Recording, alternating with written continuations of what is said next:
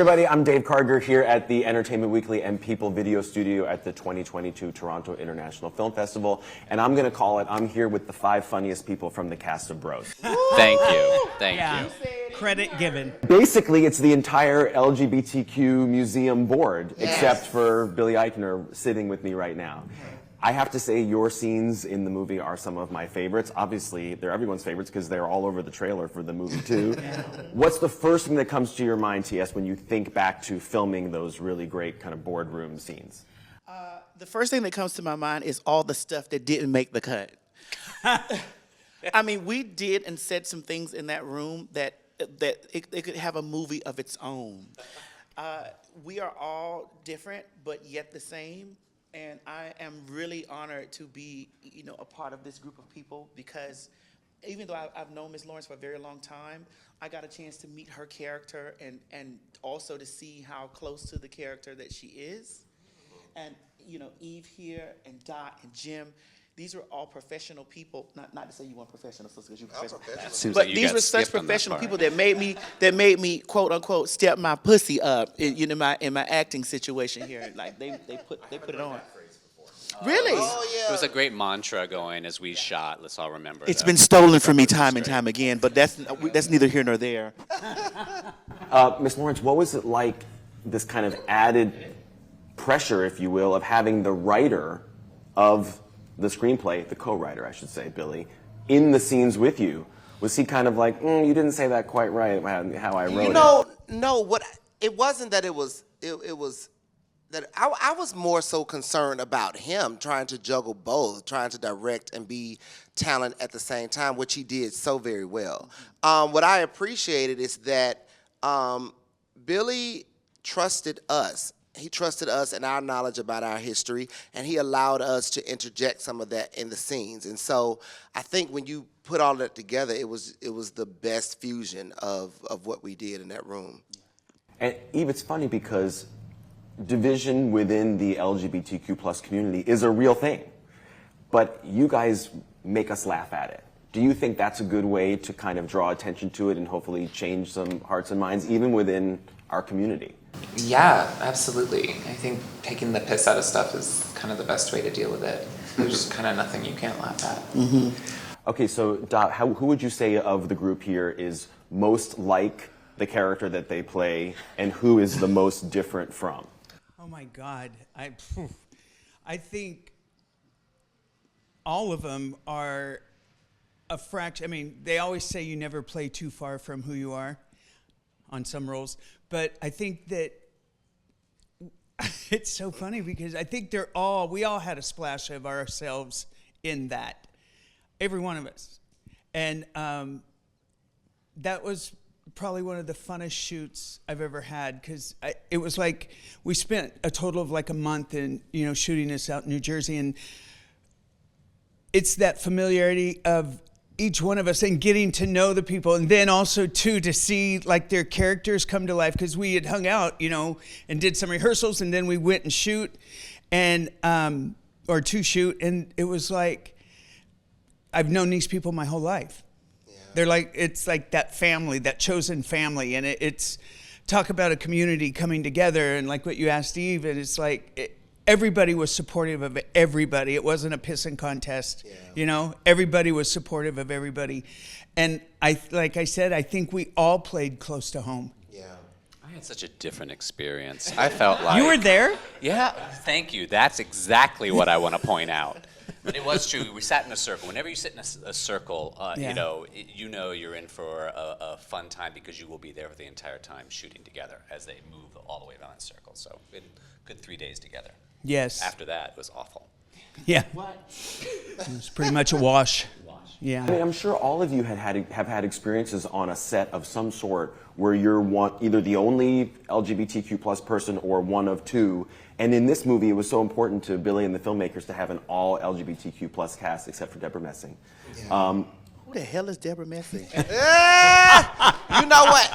I know past projects that I've worked on, I have been either one or two of queer people or LGBTQ people. So to walk onto the set and learn that not just the entire cast was of the LGBTQ community, but even the production, from cameramen to our PAs to you name it, costumers, everybody was a part of telling this story, and changing the narrative of what we can look like and be like in entertainment. Here's a question for all of you. I want to start with Eve and go around. If there were to be an LGBTQ plus museum, like in the film, who's the one person that you would say has to be in it?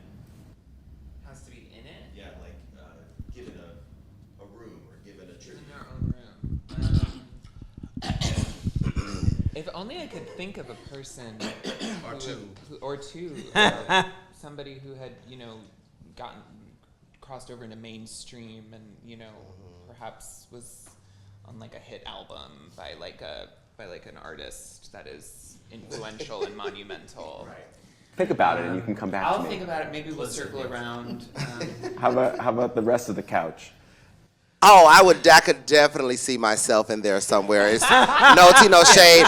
I could definitely see my sister right here, T.S. Madison, who is an icon in the trans space, in the LGBTQ space, period. I think all of us as a cast would be in this museum because we are literally in this moment breaking history. Yes, all of us. Creating history. That was good, baby. Thank you. It's the room dedicated to all of us. I love it. See, I was thinking that question was going to be like a chance for you all to talk about your mentors and heroes, and it's yourselves. And I like that about you. That's good. That's not But selfish, let me right? say this: understand that we get to be who we are because of our heroes and the people whose shoulders we stand on. The queerest thing in the world is narcissism. Yeah.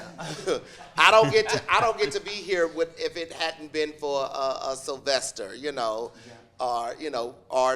Marsha P. Johnson, or Sylvia Rivera. The list goes on. So I think that just goes without saying. Yes, they come first. We will be on the newer wing, right? On the later wing, the modern wing, right? But understand it had to be built from somewhere. Yeah, definitely Laverne Cox, Angelica Ross, definitely the trans girls that were pioneering, especially trans girls of color. And I have to explain and say that it's important for me to say the trans girls of color because even under our umbrella, there is a gap between, black trans women and, trans women of other races, and we are the most marginalized because we experience the most murders and the heaviest hits in our community. So it is important for me to call out the girls of color because they are most definitely important, and they were definitely before me, and I can walk in their shoes because they left their shoes there for me to walk in. I love it. Back row, anyone to add? I think as far as like who are mentors and who we look up to, for me, I am Sandra Bernhardt. Yes. Sandra's never been anybody but who she is. And I met her when I first moved to LA and was doing the first thing I ever did back in '91. And we've been friends for over 30 years. And just one thing about Sandra is she's very outspoken, but outspoken in a sense of just her authentic self. She and Amanda Bears, who's also in the film. Amanda's in the film. Amanda Bears, I hadn't seen her since like '94. I did a bunch of Married with Children back in the day, and just even back then for me, and I hadn't been acting for very long, and to meet her and just I could put her in my pocket, but she's like this little spitfire. And another one who is who she is, and I've tried to do that, and it's like just be myself, and you shouldn't have to be somebody you're not or who your true self is. And it's like piss on them, as my mama would have said, Yeah. If so for me, definitely Amanda Bears and Sandra Bernhardt for sure. Great. Jim? Me? Right there. That's my answer. Dot. Okay, thanks.